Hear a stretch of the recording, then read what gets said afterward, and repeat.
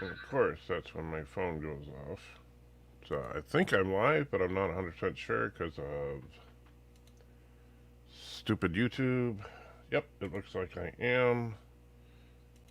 Good to see you. Sorry, I gotta love all the wonderful technical glitches around here lately involving XSplit, Google, and just all sorts of fun. And of course, right when I start is when somebody texts me. Probably just my work telling me that there's overtime available, but all right. So good to see you guys. I see Bradley's first in the house. Bird of Prey is here, and JC is in the house. Sorry if I seem a little uh, disheveled or confused. It's only because I am disheveled and confused, which you guys, knowing me, that shouldn't be too much of a surprise. And of course, now the phone's just going to go crazy because why not? All right, there we go. Get that over there. Getting the chat set up. So, uh, some of you may know this already if you've been watching some of my more recent live streams, but just to make sure that I tell you guys, my schedule at work is changing. And so, um, my work schedule is going to be changing in 2 weeks. And so this week and next week, I'll still be able to do the church live stream in the morning. After that, because I will be working actually a full 12-hour shift on Sunday, and it will start about 45 minutes ago, based on the current time, that would not be a possibility. And so I will, at that point, be switching it to an evening live stream on Sundays, just out of necessity. And so just want to make sure that I let you guys know. And no, Bird, somehow I don't know that your ideas for church life would quite work. I'm not going to be reading the Korogan Bible. Sorry. I love you, Bird, but definitely not going to be reading the Korogan Bible on my show. So I wanted to prepare you guys for that, because, and of course I'll repeat it next week. Hopefully, by the time the schedule changes, I'll be able to figure out what the heck is wrong with XSplit and why it keeps crashing every time I try to load the stupid thing. But in the meantime, I just wanted to talk just briefly about 2021. In 2020, 2020 was a difficult year, for just about everybody. And I, for one, am glad it's over. But I also think that it was an interesting year for the church. And when I say that, I mean that it's kind of interesting to see where Christians in particular, I'm not talking about you non-Christians out there, but the Christians out there in particular, how they have shown where their faith really is. And when I say that, I'm not trying to pick a side, and we're not arguing about Trump today. I don't care, Bird. We're not arguing about Trump today. But some people put their faith in a politician or a political party. Some people just in the government in general, some people in other social services, stuff like that. And when those things failed in one way or another, it shook people to the core. Some people feel that they have to have their quote-unquote rights, right? When we start arguing about things like the mask mandates in some states and stuff like that, and people protesting over that. Some people, their faith in law enforcement was shaken this last year because of some of the incidents that happened over the last year. Their faith in the medical system or infrastructure was shaken in this last year. And the reason I talk about this is because, look, I get it. It's been a very difficult time, to be sure. But to anyone who calls themselves a Christian, none of this should be a surprise. None of this should be in any way really disturbing.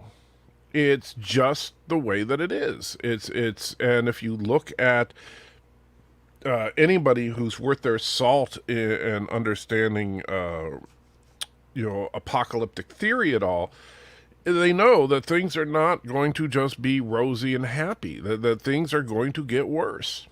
And then I look at some of these.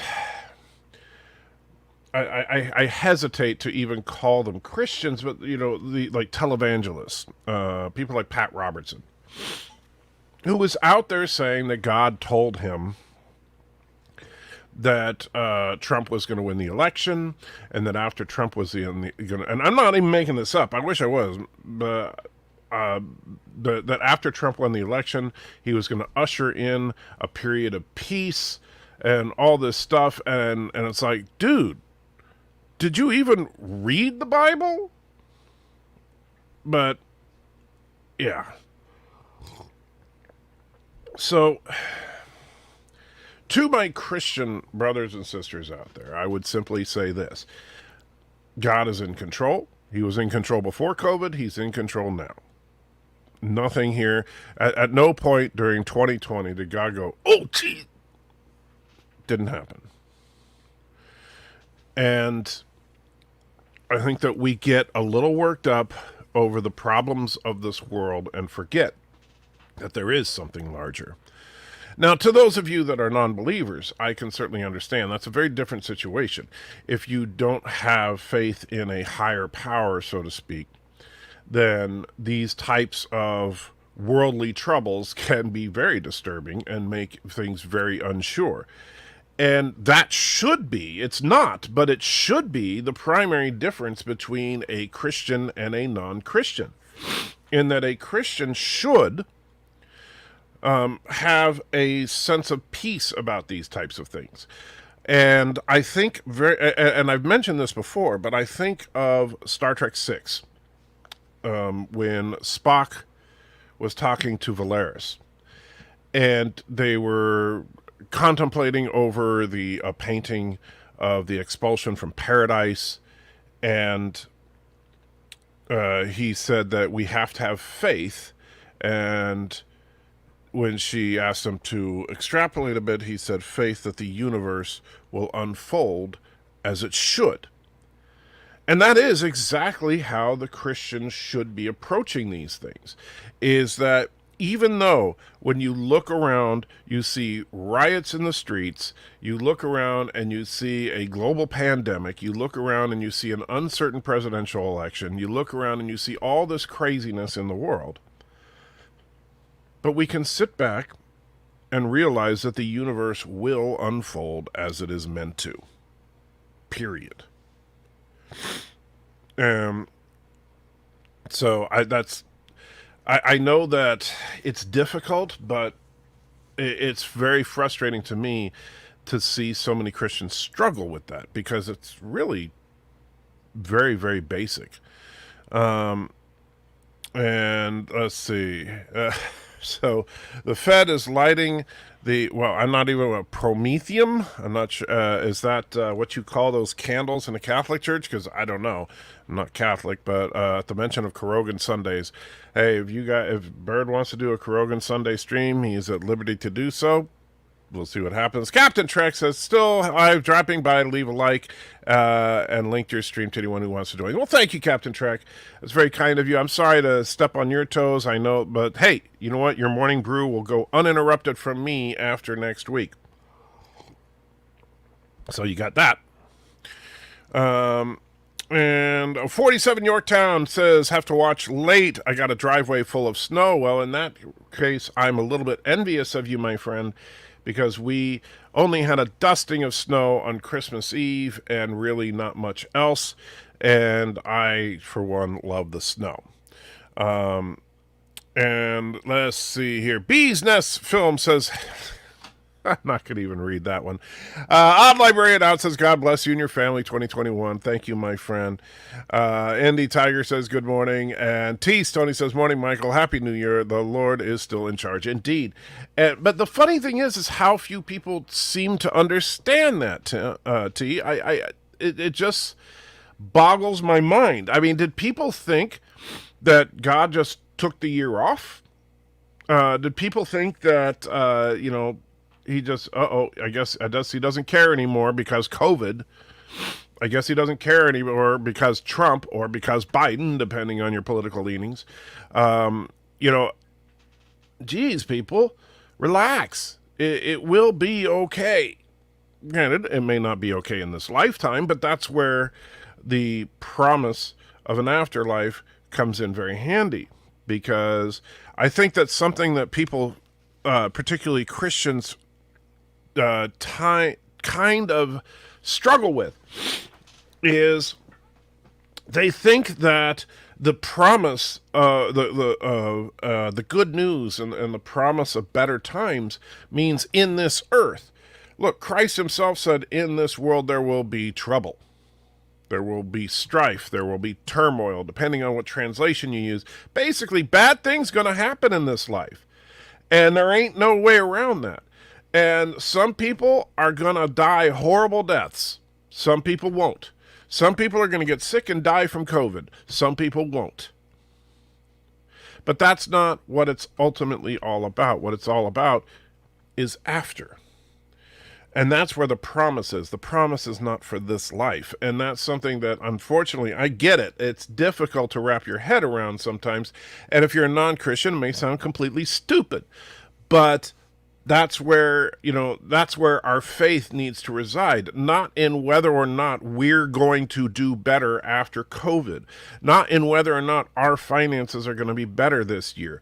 Not in whether or not we're going to win the lottery.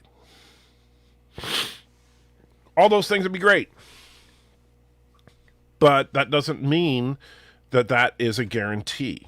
It does, and if it was, honestly, if every Christian suddenly was super prosperous and successful at everything they did, why would anybody not be a Christian, right? What would the element of faith even be for? There's no trust if it's a guarantee. I mean, that's a whole other ball of worms. Let's see. Benefits of a history degree gives you perspective. Ah, yes. An odd librarian says, are you still doing a Bible study this year? Yes, indeed. In fact, I was talking to Pastor Corey about that just last night. I told him that, after talking to him, we're going to start it let's see, let me look at my calendar here. And Wednesday, the 13th of January. That will be the first Wednesday after I am on... Or no, wait. Yeah, let's see. I lied.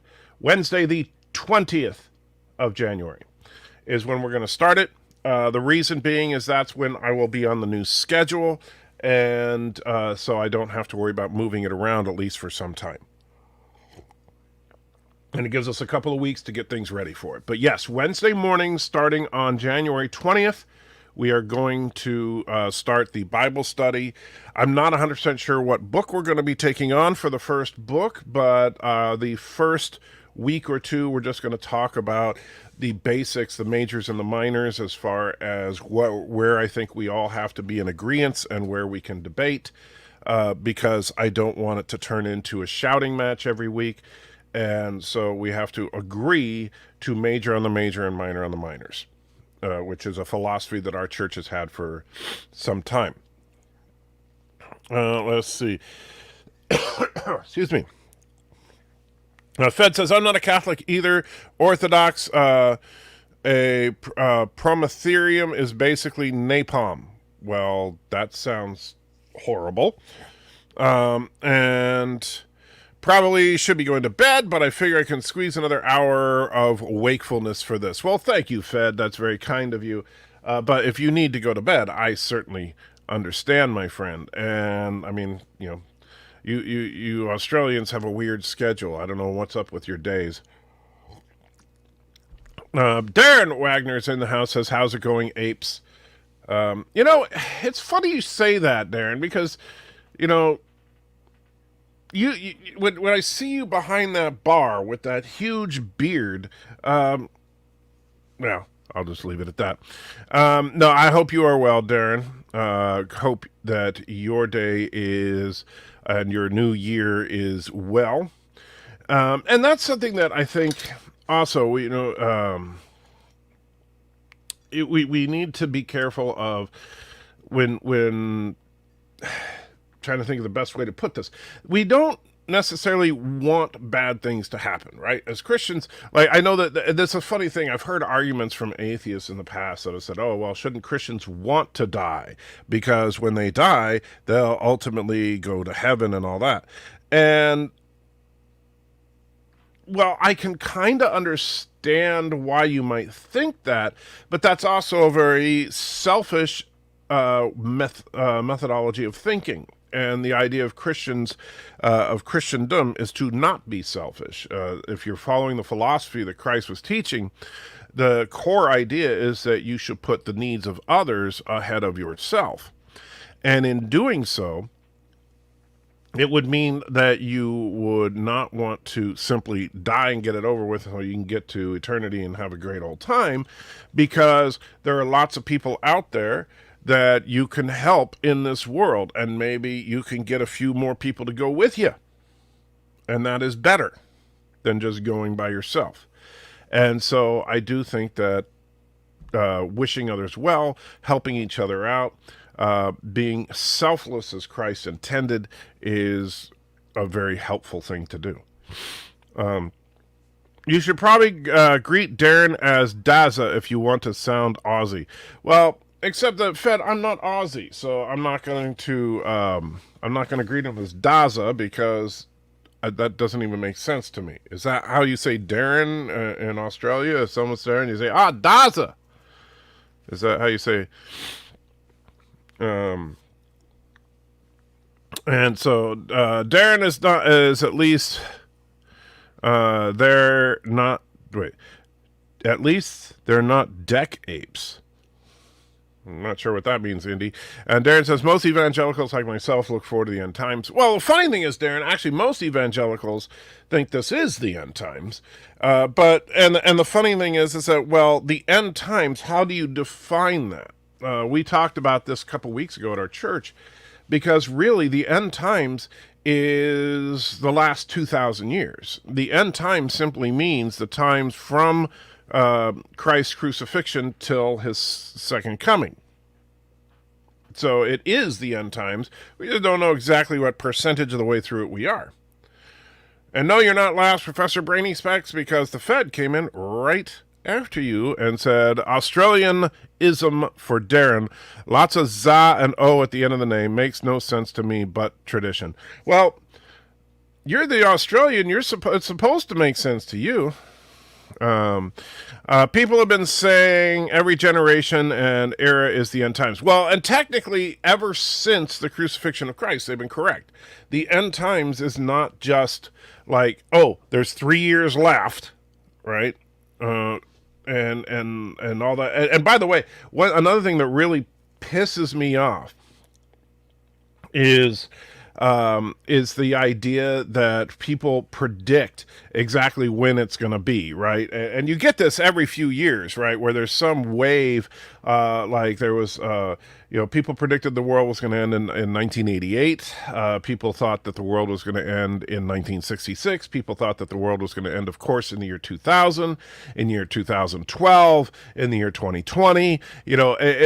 People always think that this is it. This is when, and there'll be books and people will make a bunch of money. And it's like, by the way, if you genuinely think the world is going to end on a certain date, then, why would you charge for the book? Shouldn't you just be giving it out?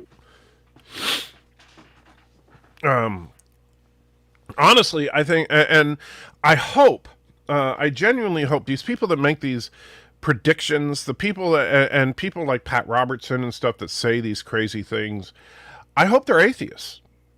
Because if they genuinely believe that Christ is real, if they genuinely believe in God, if they genuinely believe that the Bible is legit, then how can they say all these things that directly contradict it constantly? I don't know. It makes no sense to me whatsoever. I genuinely don't understand it, but yeah, it is what it is. And so decapes is a naval term, unofficial. I figured as much. I kind of figured by context it would mean someone who works on the deck of a surface ship, I presume. And then Fed says, I'm also a WOG. I'm the first generation to be born down here of my family. So that's a WOG? Okay. And Professor Brainiac says, I mean, the last Sunday morning church life. Well, the second to last. Isn't that what I put the title? Yeah, it should say second to last. Next week will be the last Sunday morning church life. After that, because of my work schedule, will be moving to Sunday evening. And Darren says, when I say end times, I mean the tribulations.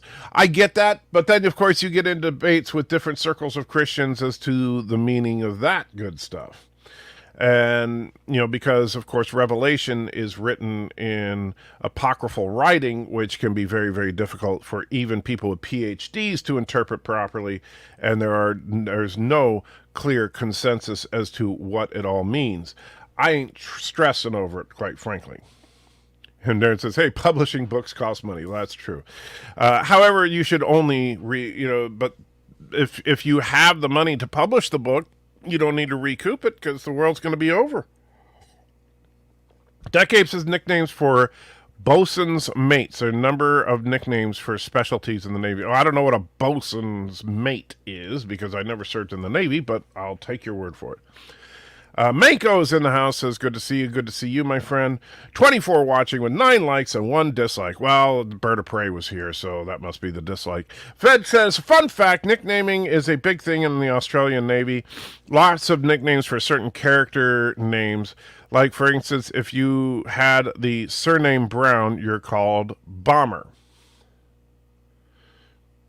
That's kind of weird, but okay. For a great video on such as End Times Doomsayer, watch Internet Historian's video Going Camping at the End of the World right here on YouTube. You know what? These people are fools.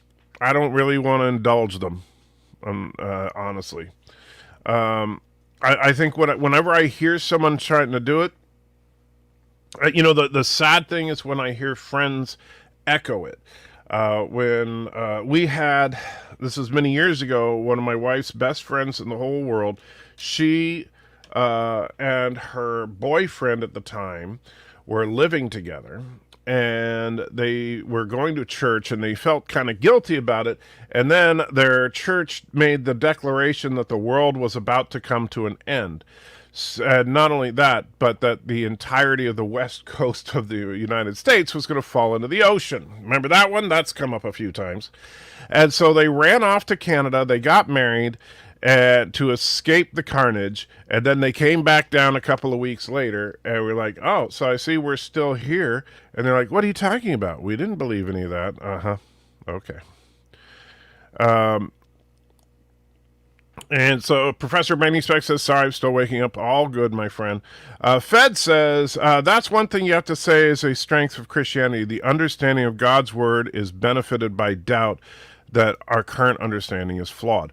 Well, and it's funny, though, because we have to, if God is truly beyond human comprehension, Fed, then if anybody sits there and pretends that they know it all, I run in the opposite direction, right? And so that's people like Pat Robertson really bother me, because I know people that genuinely just like when he says, okay, hold your hand up to your TV screen and you'll be healed, and oh, there's someone out there who they've got a sinus infection and they're going to be healed. And someone says, wow, I had a sinus infection. He must be talking to me. Yeah, you and 50,000 other people that have sinus infections at that given time, But he's a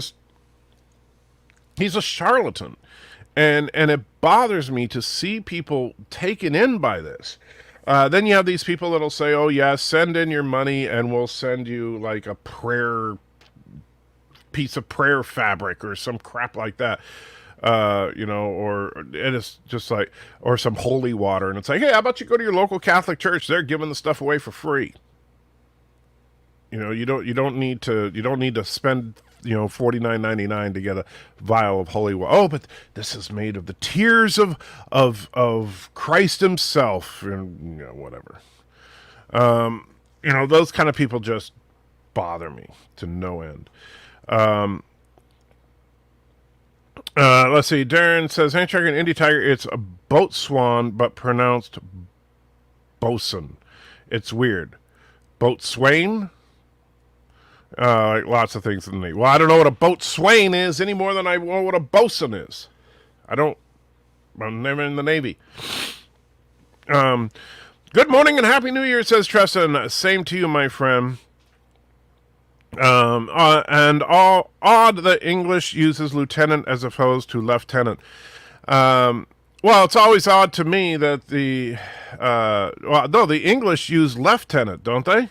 And I never understood that because to me it's always been lieutenant, but I don't. Yeah, whatever. And thank you, Indy, for writing it how it's pronounced, but I still have no idea what it is. Lieutenant comes from the French lieutenant, the person in charge when the tenant, landowner, was not present. Okay. Although tenant, I always thought was the land occupier, not the landowner, because like if you have an apartment, the person who rents your apartment is a tenant. But hey, what do I know? And Mysterious Ways donated $1. Thank you, Mysterious Ways. And Mysterious Ways says, maybe the church said the apocalypse was coming, so those two would get married and stop living in sin. Well, I don't think that the church created this whole panic within their congregation for the sake of my wife's friend and her boyfriend. But I do think that they bought into just more of the craziness that people tend to get into every year. People are always looking for being in control. They want to be in control themselves. They don't want to surrender to God. And it's like, hey, you know what? I get it. And if you don't believe in God, that's one thing. But if you do believe in God, then get over it and acknowledge that, hey, He's the boss, not you. And you know what? If God decides to snap His fingers and end it all tomorrow, it is what it is. I can't control it. And so I just hope that by the time He does snap His fingers and cause it all to come to an end, that I've done my part. Let's see. Those mega churches evangelists are always insane. Well, the thing is, Bradley, it's not about the size of the church, because there are large churches that do good stuff. But the televangelists, the Pat Robertsons of the world, they really bother me because they're clearly just about making money. Mortimus is in the house, says, good morning. Fed says, I'm curious, do you have to purchase candles from the church when you go to light them? I do not know, because I'm not a Catholic, and our church doesn't keep candles in it. We don't have, I don't know what you call them, but the prayer candles and stuff. We don't do that at our church because we're not Catholic, nor are we Orthodox. I don't know. I assume that the church just absorbs the cost of that. The thing I remember about Pat Robertson is when he denounced the Dungeons & Dragons RPG from TSR in the 1980s, he says it was no different than the Ouija board owned by Hasbro. Well, he said a lot of interesting things. That's all I will say about Pat.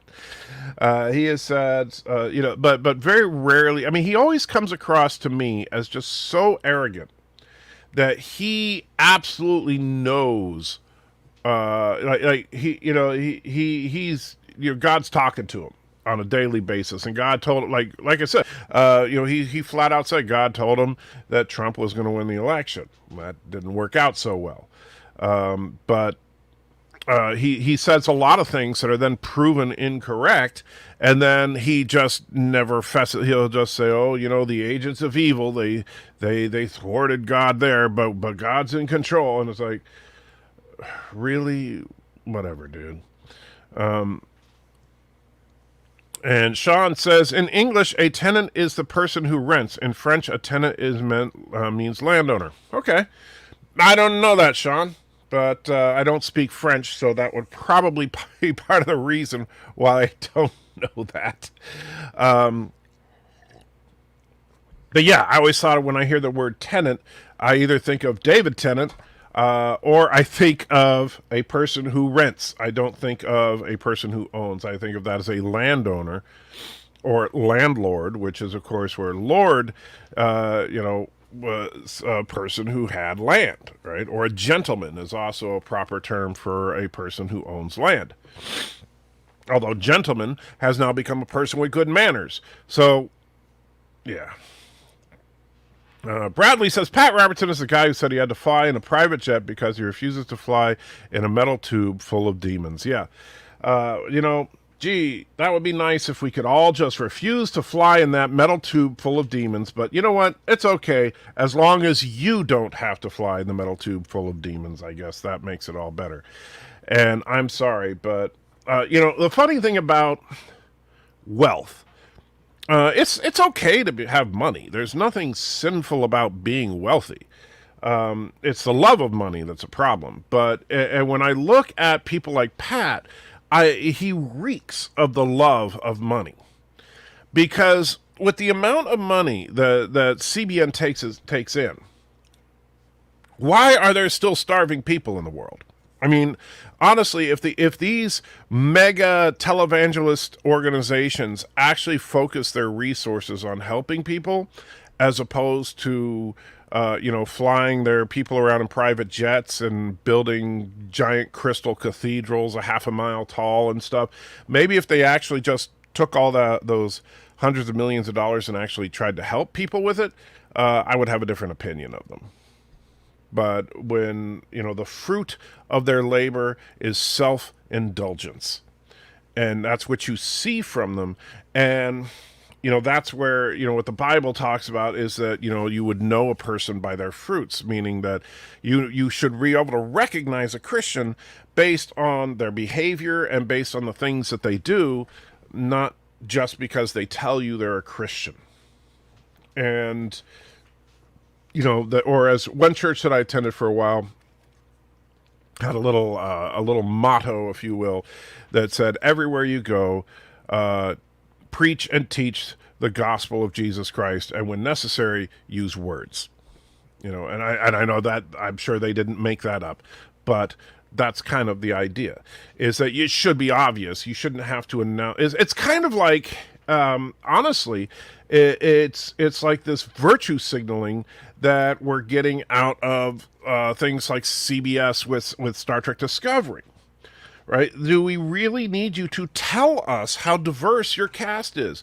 Look, Star Trek has always had a diverse cast, and you know what? They never made a big stink about it until now. And so that's part of the reason it rubs people the wrong way. Look, we get it. That's great. Fine. You don't have to announce to us what the gender preferences of every new cast member on the show is, because quite frankly, that's less important than whether or not you're telling a good story, which, newsflash, you're not.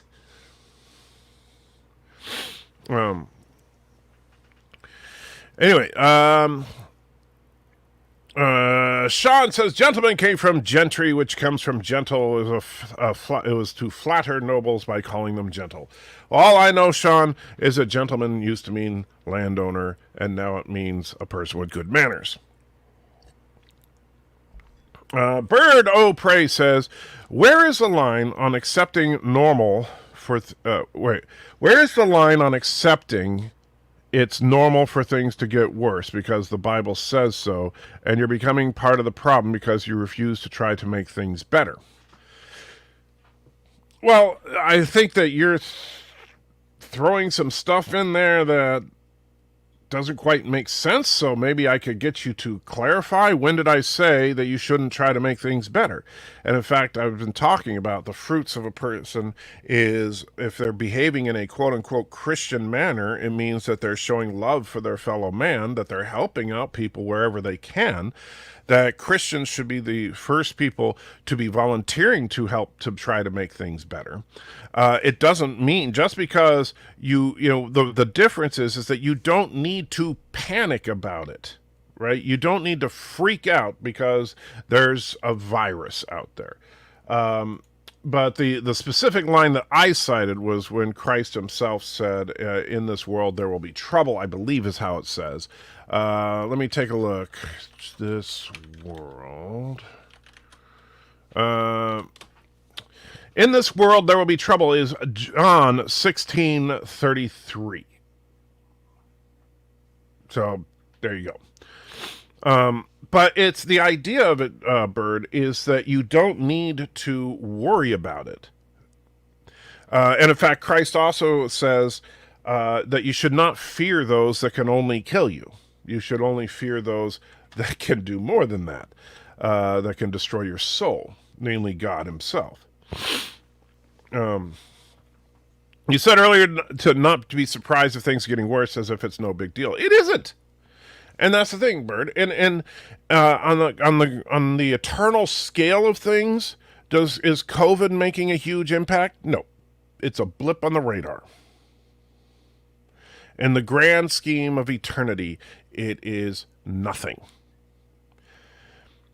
And so your eternal soul is not going to be saved or condemned because of COVID.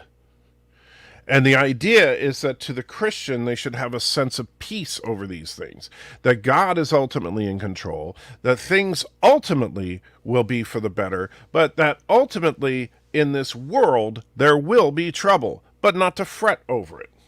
Now, you might think that you're becoming part of the problem because you're refusing to try and make things better, but if you're refusing to try and make things better, then you're being contradictory to what Christ teaches anyway. So I don't quite see where you see this, because just because having peace with the world is not the same as not as basically as just giving up. I'm not saying we shouldn't try to make things better. We shouldn't try to help our neighbor. In fact, we should do everything we can to help our neighbor. But we shouldn't get stressed out over the fact that there are bad things going on in the world. The problem of evil is the argument that many atheists try to use to try and say, see, how could God exist when bad things happen? Well, obviously you haven't read the Bible then. Normal practice is to make free will offering of a amount roughly equal to the cost of a candle. Gotcha. I didn't know, since I'm not Catholic. Usually there's a box somewhere near the to drop money into. There might even be a suggested offering posted nearby. It's not a requirement. The poorest of the poor are welcome to light a candle. Fair enough. Yeah, I don't know. The Catholic Church has some odd practices, so I don't know how they all work. I never went through confirmation, so yeah, can't say much about that. Not an expert on your doctrine. Let's see. And let's see. Strange says the poor will donate, but the rich has no guilt about stealing. Not sure why you're saying that, Sean. And let's see. Robert says, hello, how you doing, my friend? And by the way, and Professor Brainy Speck says, no worries, my friend, you are making things better, to Bird. And, that's part of why I love this community, is that we help elevate each other. We sometimes we laugh together, sometimes we cry together. There's a lot of craziness that has happened within the community, and that's okay. But if so there's a difference. And again, I'm not sure exactly what you were trying to suggest, Bird, that if you're at peace with the fact that the world is not going to ultimately become a paradise again, that somehow that's resigning yourself to not helping. No, I'm just not stressing over it. However, I'm going to do everything in my power to help out my fellow man. And in any way that I'm physically or any other way able. Unfortunately, my resources are somewhat limited, but I will do what I can. And if all I can do is sit in this chair and babble on, and it makes people have a little bit better day from time to time, then I'll do that. Just like you do, Bird. And I love the fact that you do it. And if that helps people out through tough times, awesome. If it doesn't, well, then I don't know why you're here. So, Professor Brady says, Moxley fan says, good morning at Checker, Happy New Year. Thank you, my friend. Professor says, so what will your new schedule be like? It's going to be a weird schedule. I'm not going to lie. It's going to be Friday and Saturday from 8 a.m. to 8 p.m. And then Sunday from 7 a.m. to 7 p.m. So it will be 3 very long days. However, then I am off Monday through Thursday.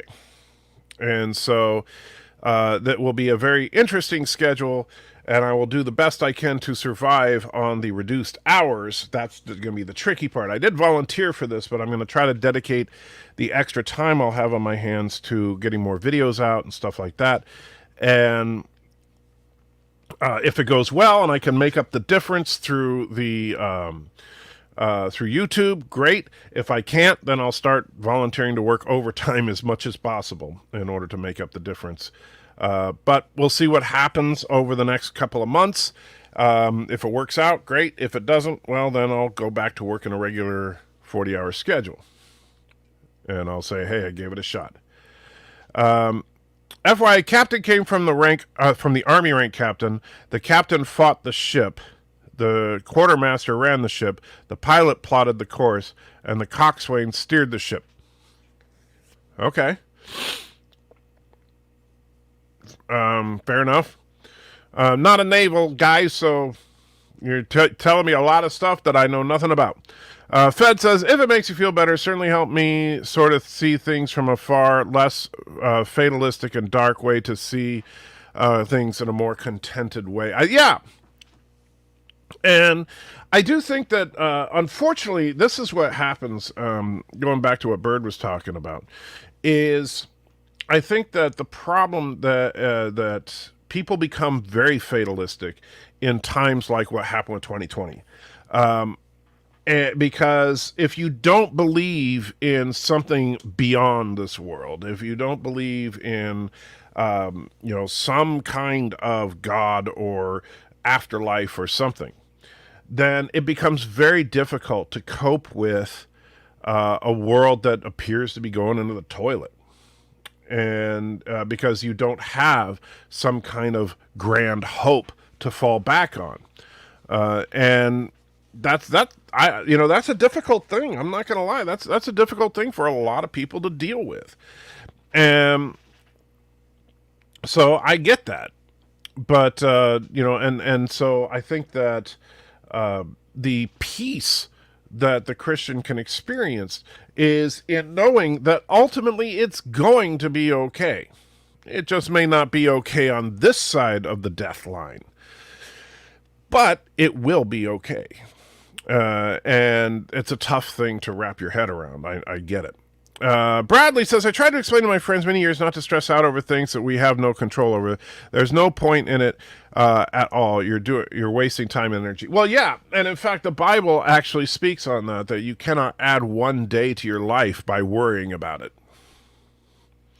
And so which is true. All you're doing is giving yourself stress for nothing.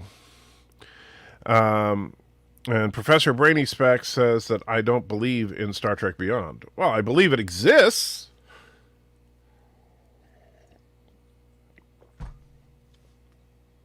But that doesn't mean I like it. I don't like the message of it, but I do believe it exists. You have a couple of 3D printers, put them to work, making you some extra money. For example, you could 3D print stuff for model train enthusiasts. I thought about that kind of a thing. The problem there is it becomes very difficult to establish yourself in a oversaturated market. But and I don't know about model train enthusiasts, but that's an interesting thought. I'm telling you about the history of the naval term because Star Trek uses many naval ranks and a few Army ones. Well, the Star Trek, the Federation is loosely based on the United States Navy. The problem with it, of course, is that then they try to pretend that it's not the military, but that's a whole other thing. And yes, Bradley, I need to get the 3D. I need a 3D print merch for the fans, and I got to finish getting the garage set up. These last couple of months have been really rough on me walking around. In fact, it's been getting to be more and more difficult to walk up and down the stairs, to get out of bed every day, to get dressed in the morning is getting more and more difficult every day. And I don't know what I'm going to do, but I'm going to keep fighting as long as I'm able. But I'm hoping that by the time I get to a point where I can't walk up and down the stairs, that I can have things set up in the garage, which is my goal right now, is to try and move everything into the garage so that once I'm unable to come up into this room, I won't have to. That's what I've been trying to focus on. And, those kind of things are not easy things to deal with, but it's just, life throws stuff at you sometimes. And who am I to bitch about it? And let's see, Bird of Prey, do you really think that you can add a day to your life by worrying about what you eat? Do you really think you can't add a day to your life by worrying about what you eat and exercising more? That's not what I said. You see, and Bird, I don't understand why you're being kind of argumentative about this. I really don't. But that's not what the point is. And maybe you just don't get it, but whatever. If you want to argue that, well, yeah, you can eat right and all that, but do I worry about what I'm going to eat? No, the act of worrying doesn't help you at all. What you can do is actually eat better and exercise more. That will do more for you than worrying about whether you eat right and exercise more. Stressing over things just to stress over things are ultimately counterproductive. It doesn't help you at all. I know Bird being argumentative is crazy, Sean. It never happens. But honestly, the act of worrying does not help you. Doing it, that'll help you. So, instead of worrying about it, just do it. That's simple. And it's funny because it's like even within the Christian, like the key commandments of Christ is very simple. Love God and love your fellow man. That's it. Right? He says all of the law and the prophets rests on those. To love God with all your heart, all your soul, all your mind, and to love your neighbor as yourself. And if you can do those two things, you're doing pretty good. Very simple. And yet people don't do it. Indy puts in $10. Thank you so much. And says, always learn a lot with these streams, especially about the religion I grew up in. Well, I don't even know what religion you grew up in. But always a pleasure to talk to you and everybody else. That's what I'm here for. I got a big mouth and a big microphone. So guess that's a good combination. I think Bird's just feeling particularly feisty today. Just not sure why. But I don't think that I don't think they.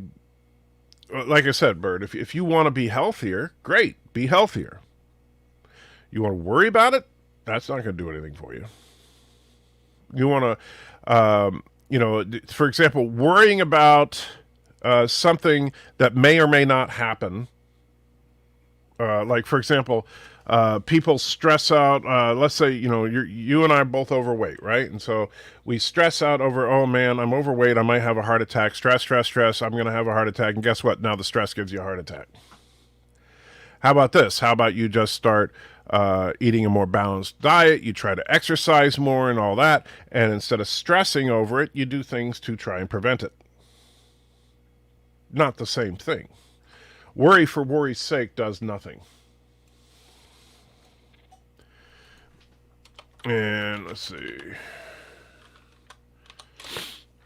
Trying to find. Yeah, that was Matthew 6, it looks like. 27, 28. Let me see if I can find that.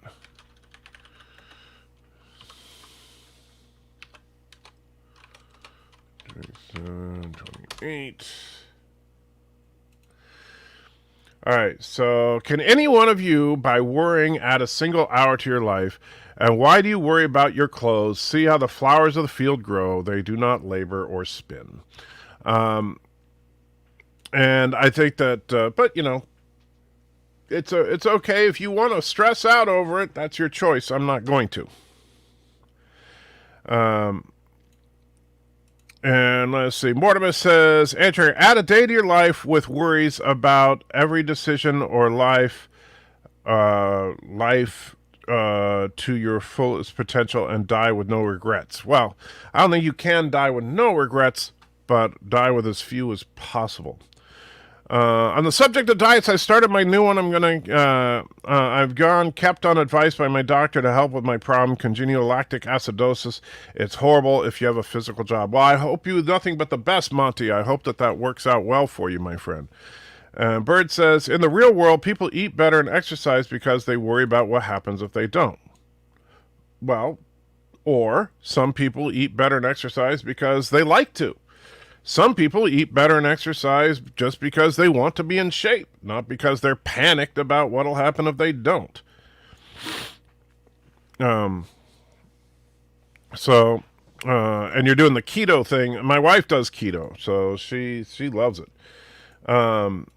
But you know, some people do it because, but I think you're Bird, you're confusing the idea of worry with the idea of just being aware of something, right? So you know that if you just eat nothing but fatty foods or whatever, you know, I don't know what the doctors are saying these days. I guess fat's good for you now or whatever.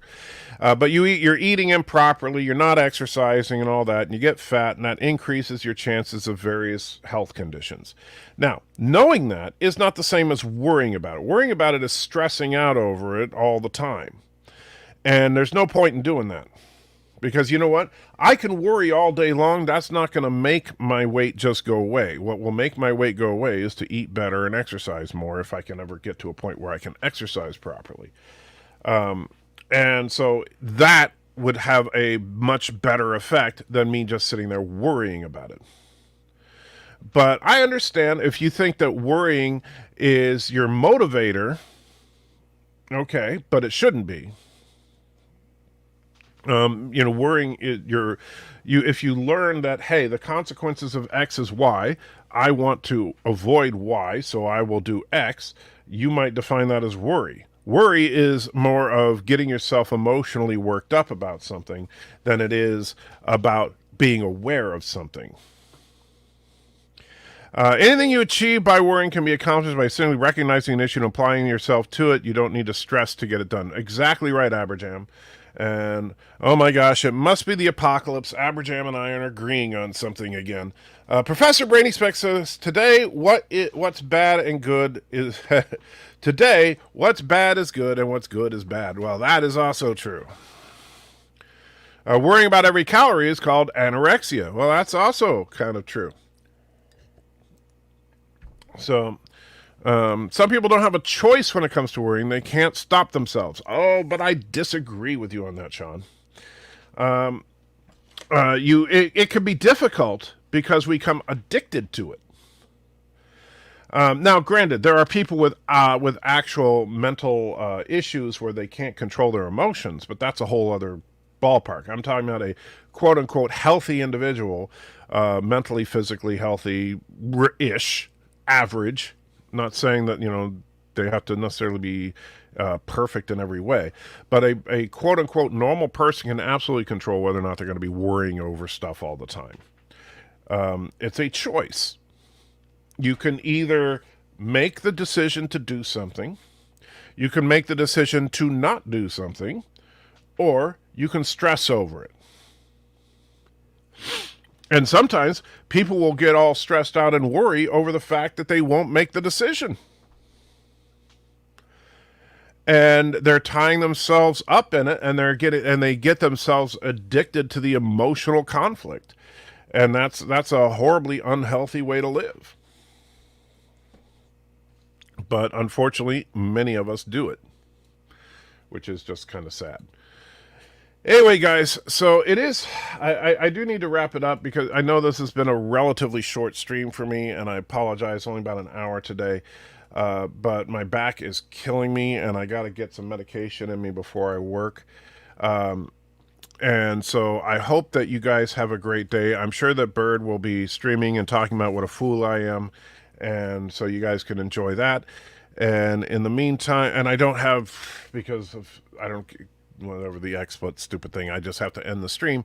So with that, guys, take care, live long and prosper, Jolan True, and all that good stuff. And I will see you tomorrow night on my stream, and then the virtual pub, apparently, if that's what we're doing, I think.